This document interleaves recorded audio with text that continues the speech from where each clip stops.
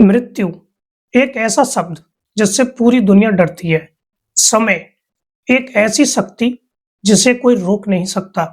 राजा हो या रंक, समय सबको निगल जाता है। लेकिन इस ब्रह्मांड में एक ऐसी सत्ता है जो समय के चक्र से भी ऊपर है, जो मृत्यु की आंखों में आंखें डालकर उसे आदेश देती है। वो जिसके लिए अंत केवल एक नई शुरुआत है, वो जो शमशान की राख को अपने शरीर का आभूषण बनाता है। हम उन्हें महाकाल कहते हैं। शिव जी के अनेक नाम हैं, भोलेनाथ, शंकर, रुद्र।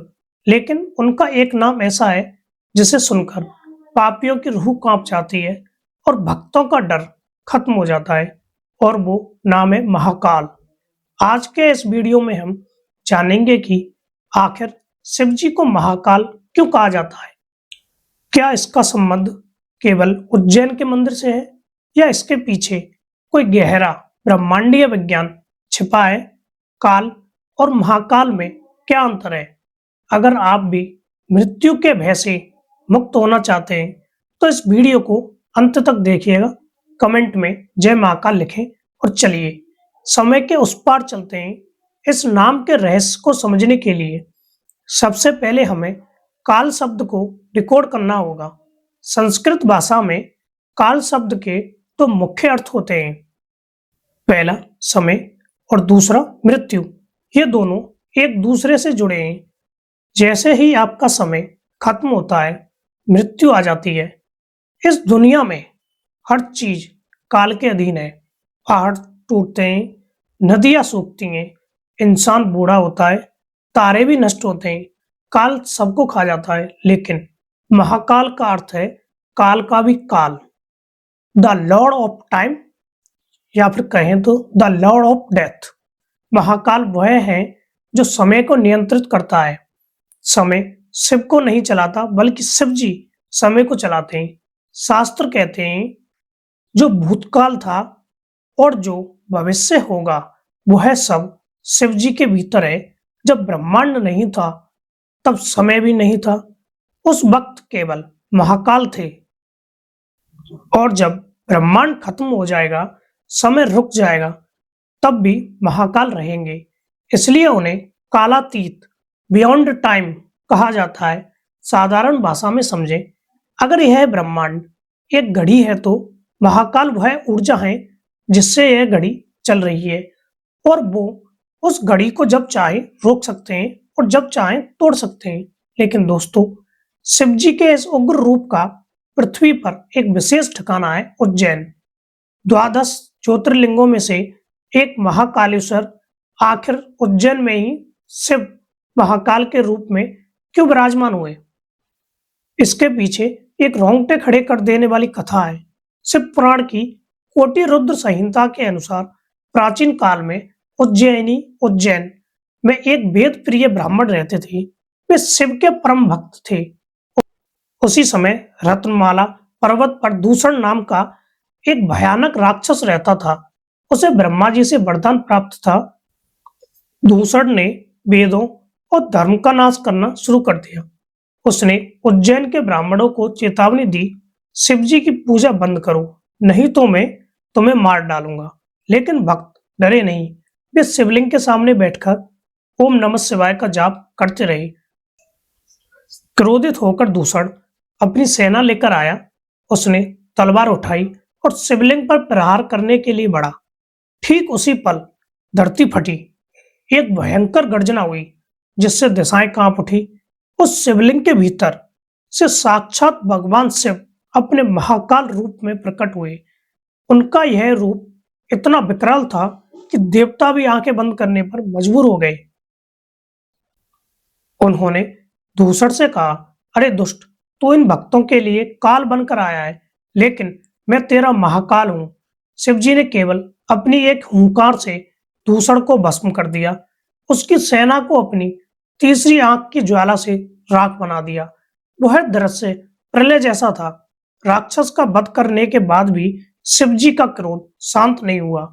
तब देवताओं ने उनकी स्तुति की। जब शिव जी शांत हुए तो भक्तों ने उनसे प्रार्थना की, हे प्रभु, आप हमारे रक्षक बनकर हमेशा के लिए यहीं बस जाएं। तब से वहीं महाकालेश्वर ज्योतिर्लिंग के रूप में स्थापित हो गए। तो दोस्तों, क्या आपने ध्यान दिया है? महाकालेश्वर दुनिया का एकमात्र ऐसा ज्योतिर्लिंग है जो दक्षिण मुखी है। क्यों? क्योंकि दक्षिण दिशा यमराज, मृत्यु के देवता की दिशा मानी जाती है। दक्षिण की ओर मुख करके शिव यह संदेश देते हैं कि मृत्यु मेरे सामने नतमस्तक है, मैं मृत्यु का भी स्वामी हूँ। महाकाल की बात हो और भस्म की बात ना हो, यह असंभव है। उज्जैन में रोज सुबह 4 बजे भस्म आरती होती है। प्राचीन परंपराओं के अनुसार पहले शमशान की ताजी चिता की राख से भगवान का श्रृंगार होता था। हालांकि अब कपिला गाय के गोबर के कंडों की भस्म का उपयोग होता है। लेकिन सवाल यह है, शिव को राख इतनी पसंद क्यों है? हम इत्र, फूल और सोना चढ़ाते हैं, लेकिन महाकाल को जली हुई राख क्यों चाहिए? इसके पीछे एक बहुत गहरा जीवन दर्शन है। भस्म इस दुनिया का अंतिम सत्य है। आप चाहे कितने भी अमीर हों, कितने भी सुंदर हों, कितने भी शक्तिशाली हों, अंत में यह शरीर जलकर राख ही बनेगा। सोना जल सकता है, कपड़े गल सकते हैं, लेकिन राख को और नहीं जलाया जा सकता। राख वह है जो सब कुछ मिटने के बाद बचती है, वह शेष है, वह आत्मा का प्रतीक है। महाकाल अपने शरीर पर भस्म लगाकर हमें हर पल याद दिलाते हैं, हे मनुष्य, जिस शरीर पर तू इतना घमंड करता है वह एक दिन मुट्ठी भर राख बन जाएगा। इसलिए अहंकार छोड़ और मेरी शरण में आ। महाकाल शमशानवासी हैं क्योंकि शमशान ही वह जगह है जहां इंसान का सारा भेदभाव, अमीरी गरीबी का अंतर खत्म हो जाता है। वहां सब बराबर है, राख के ढेर के रूप में। अब चलिए थोड़ा विज्ञान की नजर से देखते हैं। आधुनिक खगोल भौतिकी में वैज्ञानिक ब्लैक होल के बारे में बात करते हैं। ब्लैक होल वह जगह है जहां गुरुत्वाकर्षण इतना ज्यादा होता है कि वहां समय भी रुक जाता है या बहुत धीमा हो जाता है। ब्लैक होल हर चीज को निगल लेता है, तारों को, प्रकाश को, ग्रहों को। क्या यह विवरण आपको किसी की याद दिलाता है? जी हाँ, महाकाल शिव संहार के देवता हैं। वे ब्रह्मांड के ब्लैक होल हैं। जब सृष्टि का चक्र पूरा होता है तो महाकाल अपना तीसरा नेत्र खोलते हैं और उस समस्त ब्रह्मांड को, पदार्थ और समय दोनों को अपने भीतर सोख लेते हैं। सब कुछ भस्म में बदल जाता है। विज्ञान कहता है एंट्रोपी लगातार बढ़ रही है, यानी हर चीज अव्यवस्था और विनाश की ओर जा रही है। यह एंट्रोपी ही रुद्र का रूप है। लेकिन महाकाल केवल विनाशक नहीं है। जब सब कुछ नष्ट हो जाता है तो उस अंधकार में जो चेतना बची रहती है वह शिव है। और उसी राख से, उसी सिंगुलरिटी से वे फिर से एक नए ब्रह्मांड का निर्माण करते हैं। इसलिए महाकाल अंत भी है और आरंभ भी। एक और अद्भुत तथ्य है जो सिद्ध करता है कि महाकाल ही समय के स्वामी हैं। क्या आप जानते हैं कि प्राचीन भारत में और आज भी कई पंचांगों में उज्जैन को पृथ्वी का केंद्र माना जाता था। ग्रीनविच से बहुत पहले पूरी दुनिया का समय उज्जैन से तय होता था। सूर्य सिद्धांत जैसे प्राचीन ग्रंथों के अनुसार जीरो देशांतर उज्जैन से गुजरती थी। उज्जैन वह जगह है जहां कर्क रेखा और भूमध्य रेखा का प्राचीन मिलन बिंदु माना जाता था। यह संयोग नहीं है कि समय के देवता का मुख्य मंदिर वहीं बना है जहां से समय की गणना शुरू होती थी। राजा विक्रमादित्य ने भी अपना विक्रम संवत भारतीय कैलेंडर यहीं से शुरू किया था। उज्जैन के राजा कोई इंसान नहीं बल्कि आज भी महाकाल ही वहां के राजा माने जाते हैं। तो दोस्तों, शिवजी को महाकाल इसलिए कहा जाता है क्योंकि वे समय को नियंत्रित करते हैं, वे मृत्यु के भय को मिटाते हैं, वे सृष्टि के अंत और आरंभ के बिंदु हैं। हम सब मृत्यु से डरते हैं, लेकिन जो महाकाल का भक्त होता है उसे पता होता है कि मृत्यु अंत नहीं है, यह सिर्फ कपड़े बदलने जैसा है। महाकाल की पूजा हमें जीवन से भागना नहीं बल्कि जीवन को निडर होकर जीना सिखाती है। जब आप महाकाल के दर्शन करते हैं तो आप अपनी नश्वरता को स्वीकार करते हैं।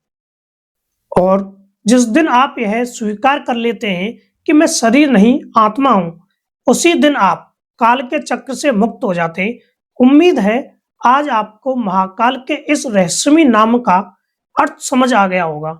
अगली बार जब आप जय महाकाल बोले तो याद रखिएगा, आप उस शक्ति को याद कर रहे हैं जो समय से भी पुरानी है। आपको शिव जी का कौन सा रूप सबसे ज्यादा पसंद है? शांत समाधि में लीन शिव या शत्रुओं का नाश करते महाकाल? कमेंट में जरूर बताएं। अगर यह वीडियो आपको पसंद आया तो इसे लाइक करें और अपने सभी शिव भक्तों और मित्रों के साथ शेयर करें। हमारे चैनल को सब्सक्राइब करें क्योंकि अभी शिव के कई और रहस्य खुलने बाकी हैं। अंत में मेरे साथ पूरे प्रेम और शक्ति से बोलिए, जय श्री महाकाल।